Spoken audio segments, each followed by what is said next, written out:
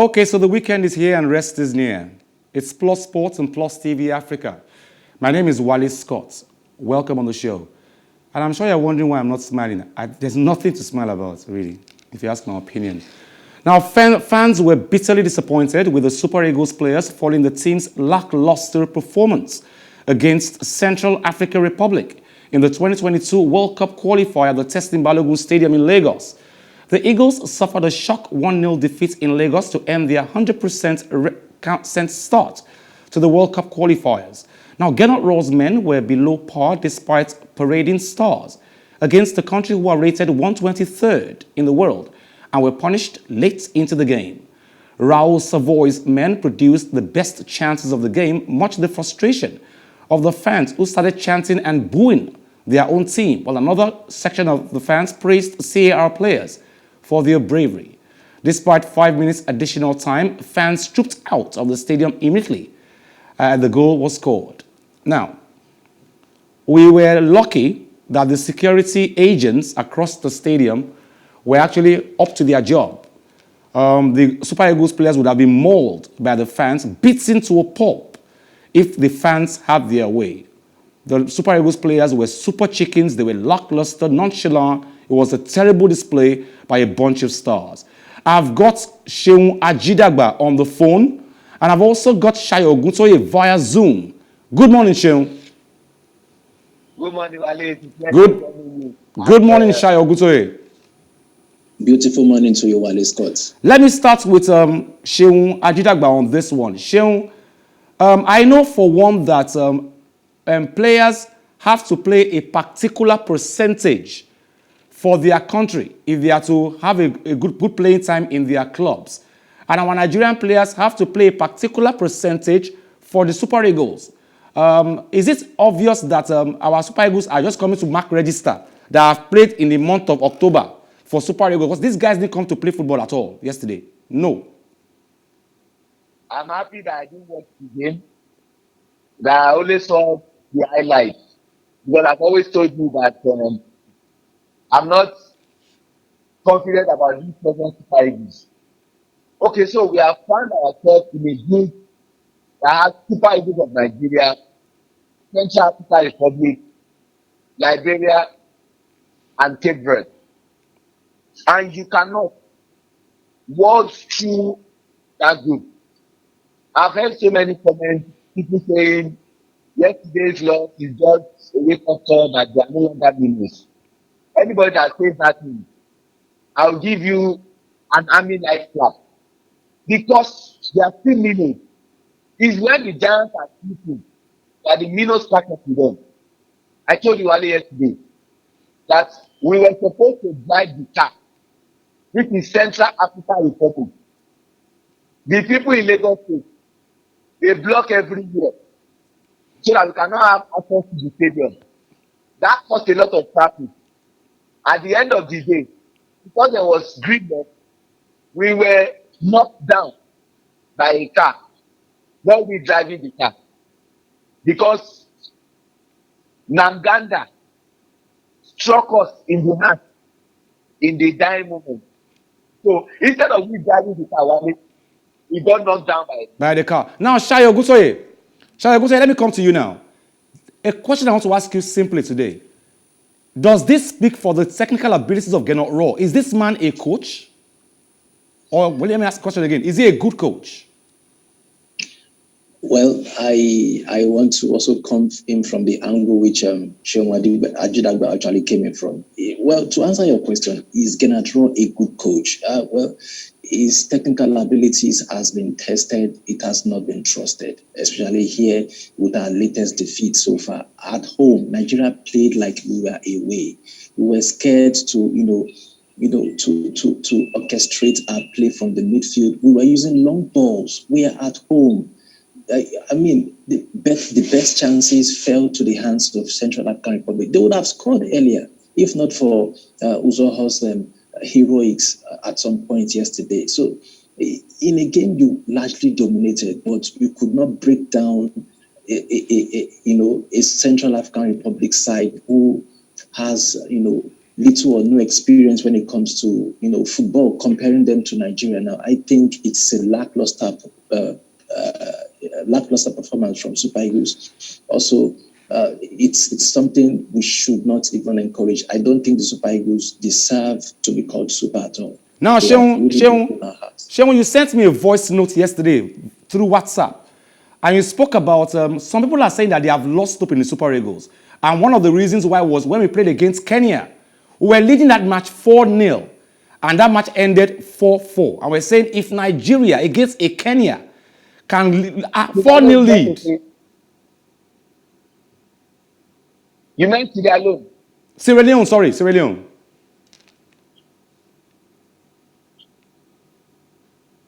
Go on, Shewa, I can hear you. Okay. So, Wale, just put this at the back of your mind. That if this had happened to a home-based coach, the man would have been a forgotten history by now. We were leading Sierra Leone 4-0. We were pegged back. We lost against Central African Republic, who are miles behind Nigeria as far as ranking is concerned. I tell you what, Wale, even their best player in Geoffrey Kondogbia could not come for the game because he's angry with the FA of Central African Republic. The current technical advisor at the Nigerian Football Federation, Augustine Seredo Obajan, was sacked because he lost a friendly match in London against Ghana. General Raw has been on the job for 5 years.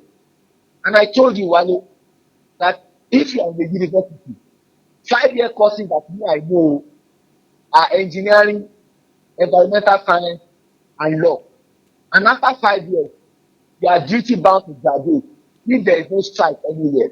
This man has been bleeding for 5 years, no evidence of anything. What style are we playing?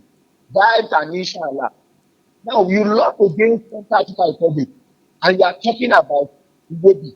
You are talking about Indicted, and you are talking about Organic Career Table by your mission. In all honesty, if General was recruiting an Asian team like South Korea, any construction site, he will be on construction site, molding blocks and carrying something. Okay, so let me go to Shayo. Shayo. Seun says that the reason why we do all this is because there is no fear. We know there's no repercussion for it. It's sad to note that Victor Osimhen is more expensive, it costs more than the whole of the CAR team plus the bench and management crew. One player in Nigeria's team. So what's the point of having all those stars and you can't put them together to beat a CAR because General knows that nothing will come out of it. We can't do him nothing. But Seun said that if it was coaching in Asia, say South Korea, Japan or China, he will resume in a site this morning, construction site. I'll be carrying pom-pom this morning.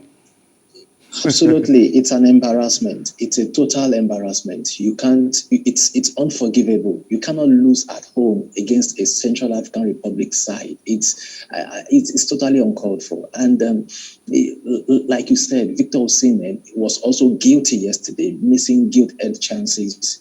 A game that should have been put to bed long time ago. Victor Osimhen, Moses Simon were all guilty of missing clear-cutted chances. So as much as we want to blame the coach, we also want to look into these players too, because Osimhen will never put up this same performance for Napoli or these other players. And for Genatro now mentioning Iwobi, Ndidi, or Genekra table not being in the side was the reason why we lost. I think that's another reason we need to look at another coach, because are you telling me that without these players we cannot beat CAR comprehensively?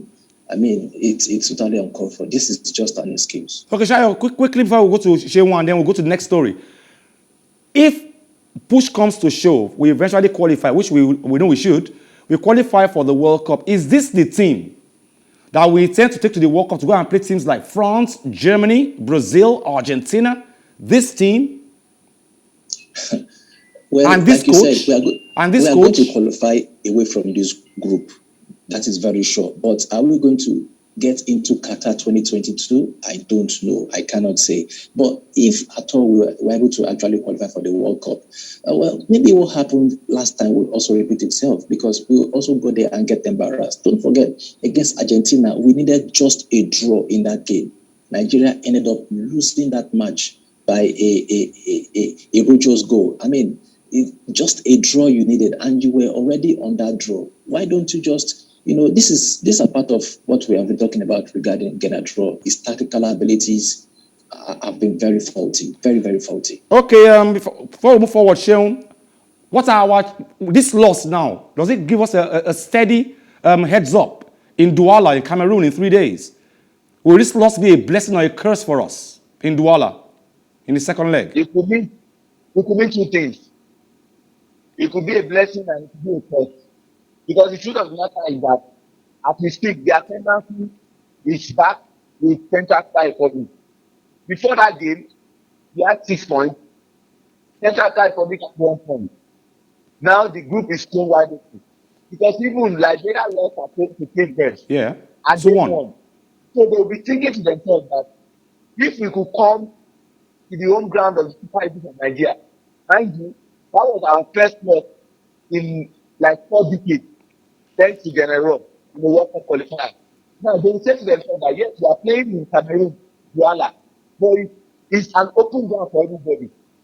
As we are beating them in Teslim, we can also beat them in Cameroon, because we are playing away and we are playing away this time around, so we can also beat them. Their strategy was they stifled us, denied us all the creativity, despite all the area of super that we paraded. So it's a free for all game. Nothing to suggest that Nigeria can beat them. Okay, now Brazil needed a second half comeback to see off Venezuela in the World Cup qualifier yesterday. The visitors had held a shock 1-0 lead up until the final 20 minutes, thanks to Eric Ramirez's early goal before the Seleção left it late to seal the point. Goals from Marquinhos and a Cabigol penalty had put Tite's side in front before Anthony rounded out the win in stoppage time. Venezuela remain rooted to the bottom of the World Cup qualifying table, while Brazil have 9 wins from 9 to start their campaign. Sean, coming to you now. This is the part of sports that I don't like. When politics gets involved. I've never liked sports. I've never liked the mix, sports and politics. And Newcastle fans are saying that there are too many human rights abuses in Saudi Arabia, and the money they're using to buy Newcastle from Saudi Arabia, to some, they call it dirty money. Some call it blood money. And there are some cases in Saudi Arabia that have not been solved yet, especially the Khashoggi case. And the fans are saying, we don't know why the government is letting in that kind of money. Every government wants money. So the fans love their club. The government wants money. The truth of the matter is, we all thought this takeover would have been some 6 years ago. But remember, the wife of the late Khashoggi was very, very insistent that the English journalists should not allow the Saudi takeover of Newcastle based on what happened to the late husband. But I tell you, it dragged, and as we speak, reality has dawned on our face. Like actually, after 14 years of holding on to that franchise as the owner of Newcastle, is done. He's now with the Saudi guys, and I can beat myself to say these guys have more money, even more than the Sheikh Mansour, the Abu Dhabi brother, as well as PSG, Nasser El-Khelaifi, and the Qatari people. So, for me, fantastic. Okay, now, before I come to you, Shayo, let's look at the story first off. The Newcastle United Supporters Trust, NIST, said yesterday that human rights issues were for the Premier League to rule upon as the Saudi Arabian-backed takeover of the club was confirmed hours later. The consortium includes the kingdom's $430 billion sovereign wealth fund, chaired by Saudi Crown Prince Mohammed bin Salman, which is at the center of plans to transform its economy by creating new sectors and diversifying revenues away from nothing, from oil. However, that deal collapsed in July 2020 amidst scrutiny from the Premier League, which came under pressure to stop the sale due to concerns over alleged broadcast piracy in Saudi Arabia. The piracy dispute involved Qatari-owned Bein Sports, the Premier League's broadcast rights holder across the Middle East, which had been barred from operating in Saudi Arabia. Saudi Arabia lifted that ban on Wednesday, clearing a major hurdle to the Newcastle deal. The Gulf state was widely condemned in 2008 when Saudi journalist Jamal Khashoggi was murdered in its consulate in Istanbul, and he has faced criticism over its treatment of women. Shayo, the UK government has consistently spoken about the Khashoggi's death, how women are being treated in Saudi Arabia, and the case is still on, but this company has come to buy. Bin Salman, a major director in this company, has bought Newcastle for 10 times the amount PSG was bought for. But the fans say, listen, our darling club has history. This is a country who is under the radar of some countries about human rights against women, about Khashoggi's death. You saw Khashoggi walking into the concert and never coming out a few seconds ago on the. So, how will this affect sales, or how will this affect the fans who feel we are a very important factor in Newcastle? Well, let me come from the aspect which you started this talking point from. You said you do not like politics and football being mixed together. Yeah. I think I also do not like football and politics being linked together. But having said that, I think every fan of Newcastle should be happy that their club is being taken over now by the Saudis. In fact, they are the most wealthiest owners in football history at the moment. Now, what will the takeover do to England, a football country, and Europe at large? Well, let's take, for example, Man City. When Man City was actually overtaken by a certain Saudi Sheikh Mansour and the likes, Man City were not contesting for titles earlier before then, but as soon as that came up, they started getting managers, started getting players who would help them, in their quest for getting titles. And last season, Man City were in the Champions League final. What is much more than that? And it's glorious for the fans. Even if they didn't win the final, the fans were so happy that they were actually in the Champions League final. Now, fast forward 10 years from now, maybe Newcastle also might be lifting a Champions League final, trophy. So I think, by and large, Newcastle United fans should be happy that their club is in the hands of wealthy owners. They can buy any player they want to buy. I was going to come there, Seun. Shayo makes a point and says maybe Newcastle fans should drop their emotions at home and become more productive when it comes to finances. And say, okay, they should be happy. They've got wealthy owners right now. Now, imagine a Newcastle wake up in the morning and say they buy an Mbappe and they buy maybe a Harry Kane. These fans will keep quiet. They're only being emotional for now. Seun, can you hear me? Yes, they have all the money now. Sorry? Do whatever they want to do. But the thing of the matter is, this takeover was divided. Mixed feelings. Some were happy that they've taken from Mike Ashley. Some were not happy that they were eventually bought by Saudi Arabia. Some persons that they alleged to have been engaging in some acts that were not so good enough. And don't forget, Wale, Saudi Arabia, because of the cases that they've been going through, have been doing a lot of teenage laundering. Wale, don't forget that they hosted boxing bouts and the Lewis Junior versus Anthony Joshua. They hosted Formula One. They hosted football. They are trying to host a lot of things to make you understand that yes, there might be issues in Saudi Arabia. They are very accommodating people and they are very efficient people. So this now is a big statement because I have a friend who supports Newcastle and they have said there is only one United, and that's Newcastle United. Okay, now former world number 4, Nishikori, rallied from a set down to defeat Portugal's Sousa in first-round play Thursday yesterday at the Italian Wells Masters 1000 event. Japan's Nishikori, who is unseeded and currently ranked 53rd in the world by the ATP, battled back at a 6-7-5, 6-3, 6 to win, over qualifier Sousa to advance to a second-round matchup with 19th seed Brett Daniel Evans. In earlier action, American Marcus Giron defeated qualifier Botic van de Zandkorp of the Netherlands, and German's Daniel Heimer opened the American Sun Query 6-2, 6-4 in 1 hour 2 minutes. Other winners included Japan's Taro Daniel, a 2-set victory over Germany's Philipp Kochreiber, America's Mackenzie McDonald, and Tommy Paul, Argentina's Guido Pelac, Australia's Alexei Popperin, and Carlos Tabernar of Spain, who defeated countryman Jim Mona 6-3, 6-3. Before we go, I have to say this. 18 former National Basketball Association players, NBA, were charged yesterday with defrauding the league's health and welfare benefit plan out of approximately $3.9 million by seeking reimbursements for medical and dental work that was never performed. According to an indictment filed with the U.S. District Court in Manhattan, the players submitted fake reimbursement claims for medical and dental services that were never performed and received $2.5 million in fraudulent proceeds. U.S. Attorney in Manhattan, Anthony Strauss, said at a press conference, the ringleader, Terrence Williams, allegedly recruited players by offering false invoices in exchange for kickbacks, which installed at least $230,000 and helped defendants procure bogus documents.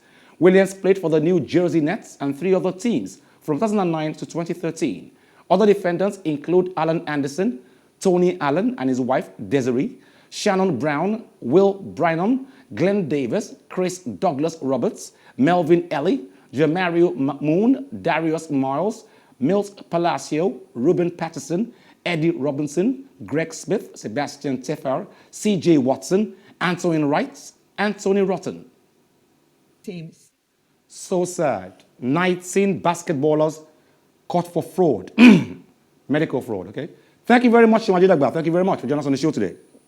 Thank you very much, Wally. Thank you, Seun. Have a good weekend. Okay, thank you very much, Shayo Ogunsoye. Thank you. The pleasure is always mine. That's all we can take on the show today. The weekend is here. Rest is near. Plus Sports and Plus TV Africa. Join us same time Monday, same station for Plus Sports and Plus TV Africa. My name is Wally Scott. Like I always advise you at the end of every show, if not for anything, at least for your hearts, do some sports.